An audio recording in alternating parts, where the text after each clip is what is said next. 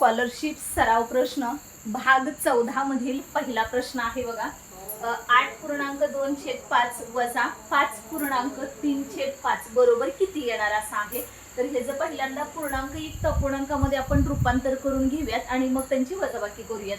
बघा आता किती झाले 45 40 40 आणि 2 किती 42 42/5 वजा ह्याचं किती करायचं 5 5 25 आणि 25 अधिक 3 किती करणार 28 28 भागिले 5. बऱ्याच विद्यार्थ्यांना ना हे असं जमत नाहीये पण येणं गरजेचं आहे. पूर्णांक युक्त अपूर्णांकामध्ये रूपांतर कसं करायचं. पहिल्यांदा इथला 5/5 दिलाय त्याने ह्याला गुणून घ्यायचं म्हणजे 8 45 झाले 40 आणि 2 वरती 42 42 भागिले 5. इथं पण सेम 5 5 25 25 आणि 3 28 28 भागिले 5 आलं. आता दुसरी गोष्ट इथं छेद समान आहे का नाही पहिलं बघून घ्यायचं. ज्यावेळेस अपूर्णांक असतो त्यावेळी छेद समान आहे का नाही हे चेक करायचं. जर असेल तर त्यांचा हा छेद घेऊयात. मध्ये काय दिलंय तुम्हाला बेरीज आहे का वजाबाकी करायची आहे. वजाबाकी आहे. ह्याच्यातनं काय करूया 42 वजा 28 करून घेऊया किती येतं बघू. आता 42 वजा 28 म्हणजेच किती आले बघा. इथं किती झाले 3 आणि 2 1 आणि 12 8 म्हणजे 4 झाले 14. आणि आता 14 आणि 28 होणार का तेवढे तर 100% होतात. म्हणजेच आलेलं आन्सर किती असणार आहे तुमचं 14 भागिले 5. आलेत लक्षात वजाबाकी वगैरे. आता वजाबाकी नॉर्मली स्कॉलरशिपच्या विद्यार्थ्यांना तुम्हाला जमणारच काही प्रॉब्लेमच नाही. त्यामुळे 42 वजा 28 आलेलं 14 14 छेद किती लिहिणार 5 हे तुमचं आन्सर असेल.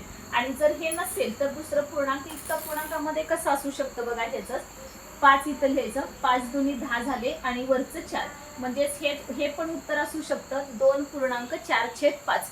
हे कसं काढलं तर 14 ला 5 न भागायचं म्हणजेच बघा इथं मी करून दाखवते हवं तरी 14 आणि इथं 5 5 दुनी 10 आलं बाकी किती राहिली 4 आणि एकातने गेला 0 म्हणजेच बघा बरं इथं ज्यानं भागलं तो 5 खाली घ्यायचा.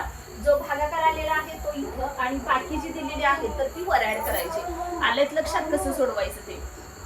त्यानंतरचा पुढचा प्रश्न बघा आता 9034 हे अंक वापरून तयार होणारी 5 अंकी सर्वात मोठी संख्या कोणती. बरोबर आहे. मग आता तयार होणारी हे 5 ही अंक वापरायचे आहेत. 9034 हे अंक वापरून तयार होणारी 5 अंकी.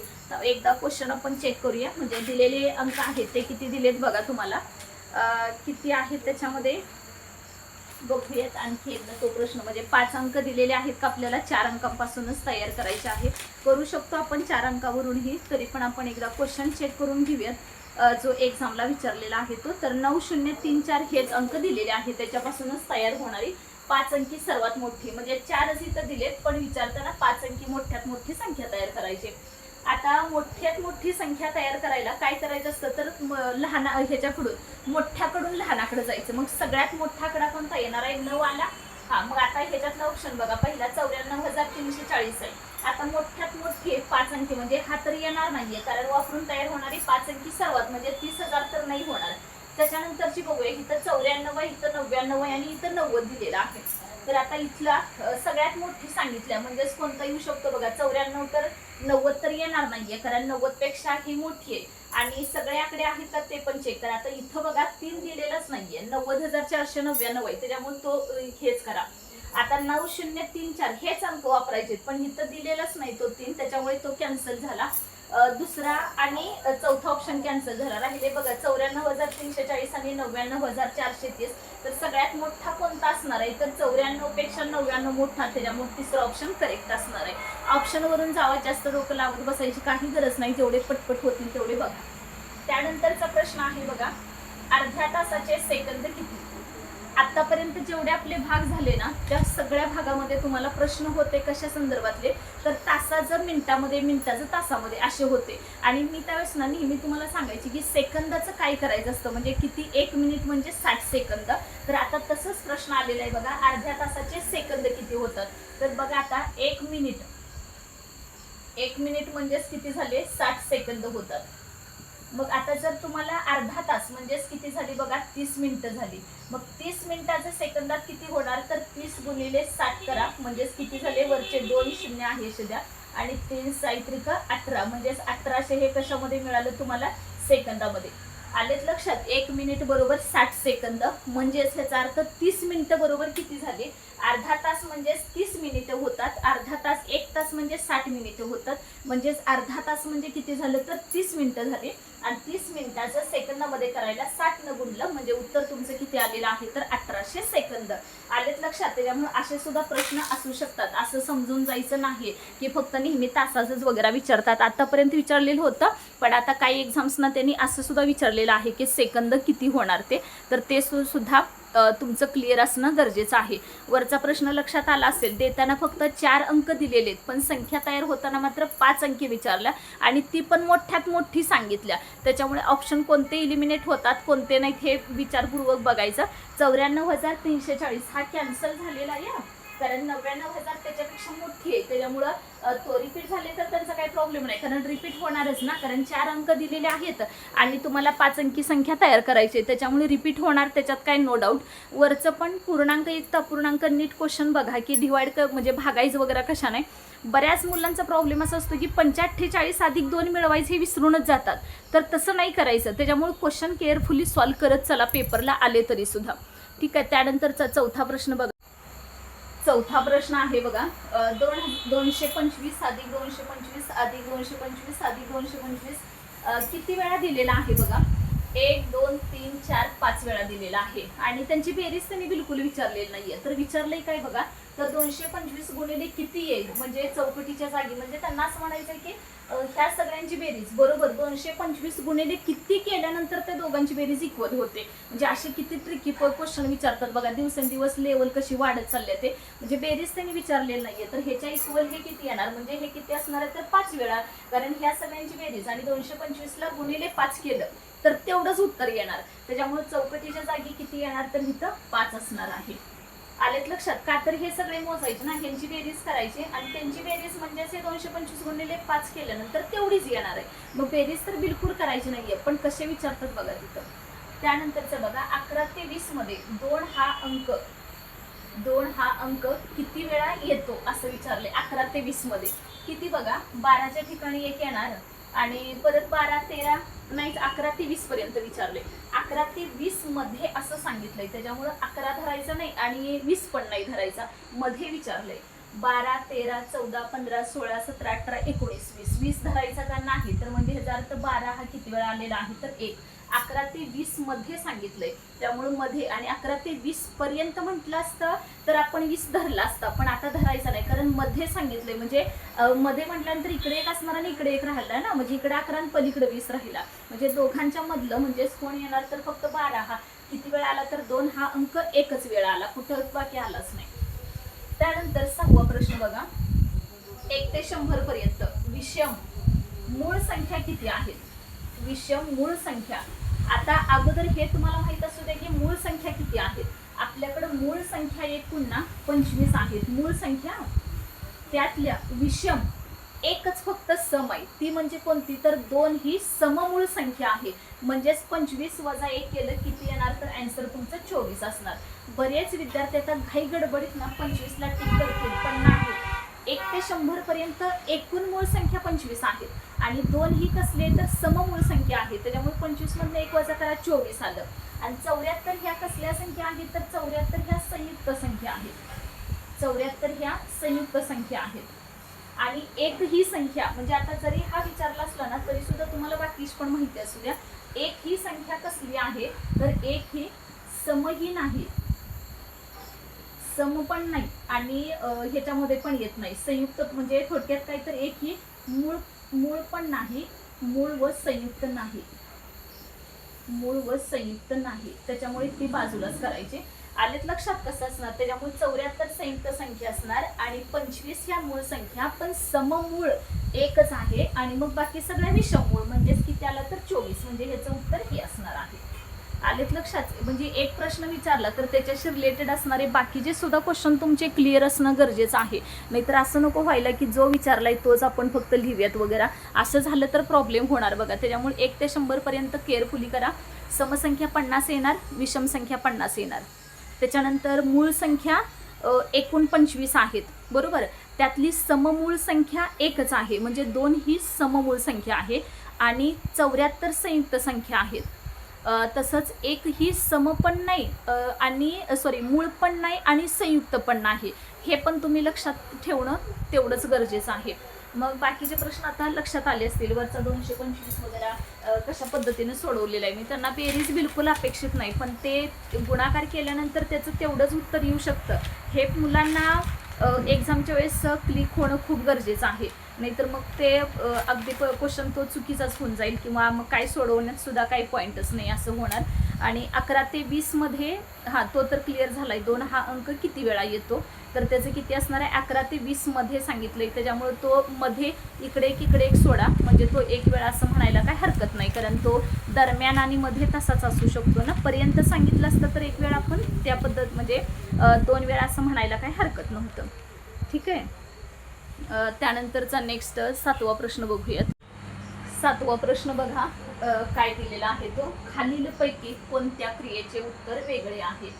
खालीलपैकी कोणत्या क्रियेचे उत्तर वेगळे आहे असा प्रश्न दिलेला आहे.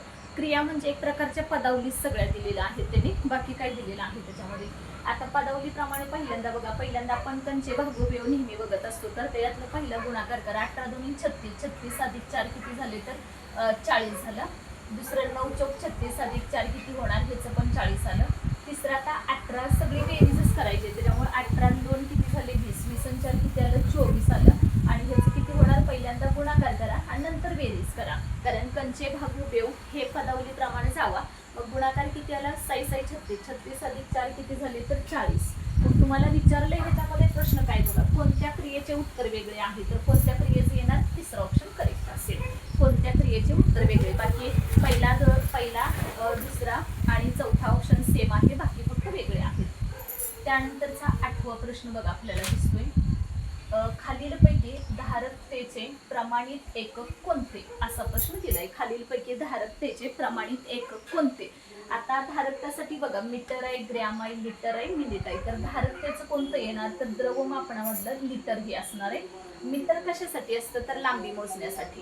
त्यानंतरचं ग्रॅम कशासाठी, तर वजन वगैरे मोजण्यासाठी, म्हणजे सोनं असू दे किंवा एखादं धान्य वगैरे आणलं तर किलोग्रॅम ग्रॅम वगैरे असं म्हणतो ना, तर त्याच्यामध्ये मोजणं.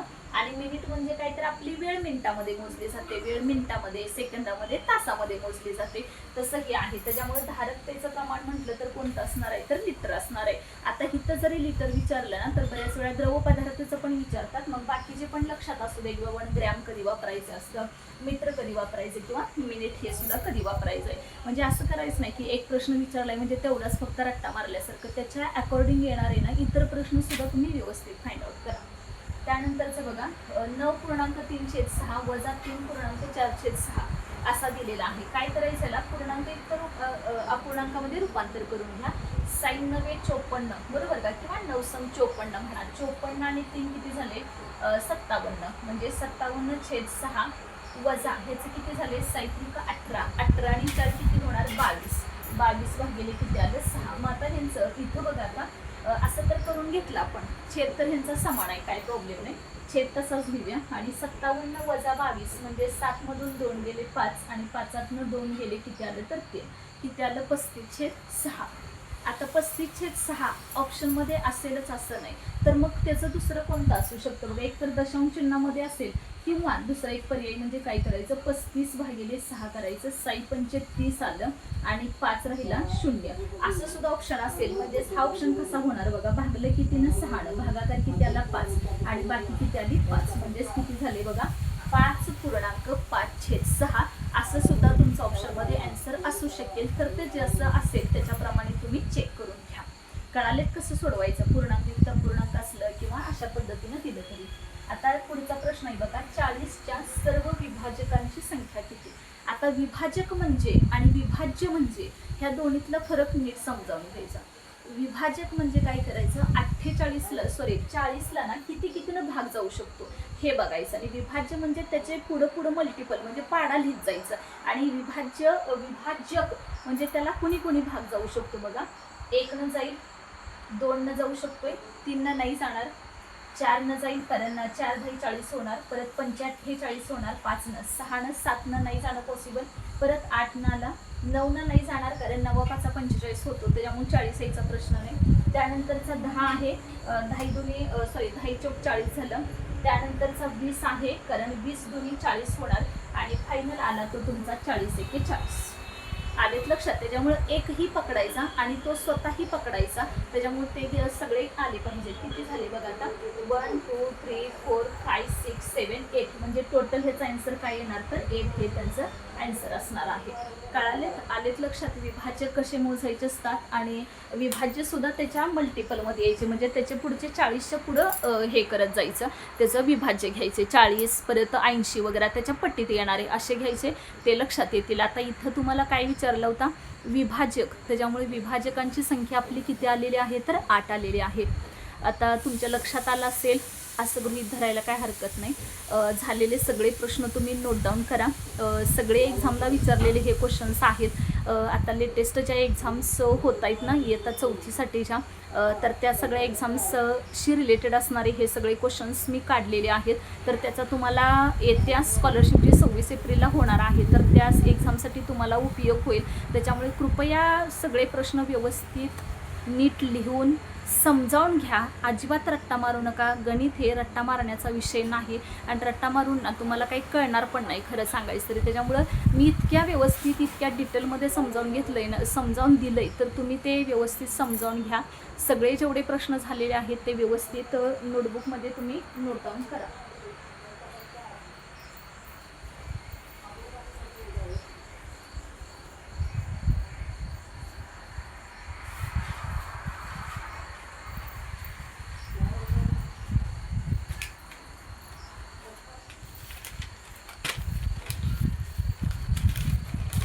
ठीक आहे. त्यानंतरचा 11वा प्रश्न बघूयात. 11वा प्रश्न बघा काय दिलाय, खालीलपैकी किती जोड्या जोडमूळ संख्यांच्या आहेत. आता खालीलपैकी किती जोड्या जोडमूळ संख्यांच्या आहेत.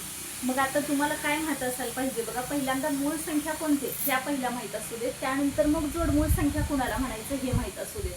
मूळ संख्या माहीत झाल्या ना तर त्या ज्या दोन मूळ संख्यामध्ये ना 2चा फरक असतो त्यांना जोडमूळ म्हणायचं. ज्या बघा नीट, ज्या दोन मूळ संख्यामध्ये जोडमूळ संख्यांचा म्हणजे त्या ज्या दोन्ही तुम्हाला संख्या सांगणार आहेत ना त्या मूळ असल्या पाहिजेत आणि त्याच्यामध्ये 2चा फरक असला पाहिजे. तर आता पहिली बघूयात आपण, 2 आणि 11. आता 2 आणि 11 हे दोन्ही पण मूळ संख्येत पण 2चा फरक नाहीये, त्याच्यामुळे ही कॅन्सल.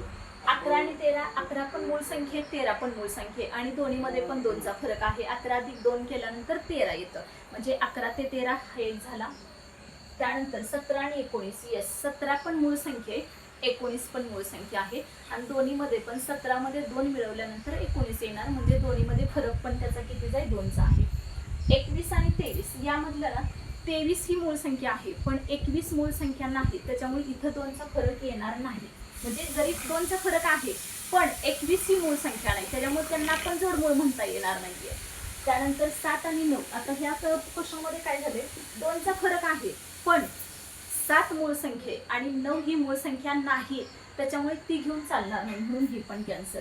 आणि पुढची 5 आणि 7, 5 ही पण मूळ संख्या, 7 ही सुद्धा मूळ संख्या आहे आणि दोन्हीमध्ये फरक सुद्धा 2चा आहे, कारण 5 मध्ये 2 मिळवल्यावर 7 येतं किंवा 7तलं वजा 5 केले तर उत्तर त्याचं 2 येतं. त्याच्यामुळे बघा कोणतं येणार, किती आहेत असं विचारले ना, किती जोड्या, तर 1 2 आणि 3, म्हणजे ह्या प्रश्नाचं उत्तर तुमचं किती असणार आहे तर 3 हे तुमचं फायनल आन्सर असेल.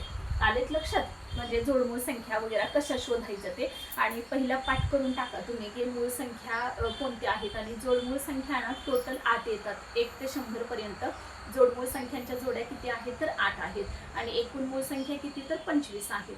आणि 2 ही कसली आहे तर 2 ही सममूळ संख्या आहे, म्हणजे 2 सममूळ संख्या सोडल्या ना तर बाकी 24 ह्या कसल्या झाल्या म्हणायचं तर विषम मूळ संख्या झाल्या, तर ते क्लिअर करा. त्यानंतर ना 1 ते 100 पर्यंत 74 ह्या संयुक्त संख्या आहेत. मग 1 कुठं गेली तर 1 ही संयुक्त ही नाही आणि मूळ संख्या ही नाही. त्यानंतरच बघा 3/5, 6/7, 5/7, 9/15 यापैकी समछेद अपूर्णांकांची जोडी कोणती आहे. समछेद म्हणजेच काय असलं पाहिजे तर छेद त्यांचा समान असला पाहिजे असं ओळखायचं आहे. आणि जे ऑप्शन्स आहेत ना तर त्या ऑप्शनवरून आपण जाऊयात, कारण बऱ्याच वेळा ऑप्शनवरनं गेलं की पटकन क्लिअर होऊन जातं. आता इथं समछेद आहे का बघा, नाही ह्याचा 5 आणि ह्याचा 15 आहे म्हणजे समछेद नाही. चा 7 दिला, ह्याचा 15, हा पण नाही येणार, हा पण नाही येणार. त्यानंतर इथं बघा, ह्याचा 5 आहे, ह्याचा 7 आहे, हा पण नाही येणार, कारण आपल्याला समच्छेद म्हटलंय म्हणजेच काय असलं पाहिजे, समान छेद असलं पाहिजे. डायरेक्टली कोणता ऑप्शन करेक्ट असेल तर चौथा ऑप्शन तुमचा करेक्ट असेल, कारण समच्छेद अपूर्णांकांची जोडी सांगितलेली आहे. याचा अर्थ समान छेद असलेले अपूर्णांक कोणते आहेत ते.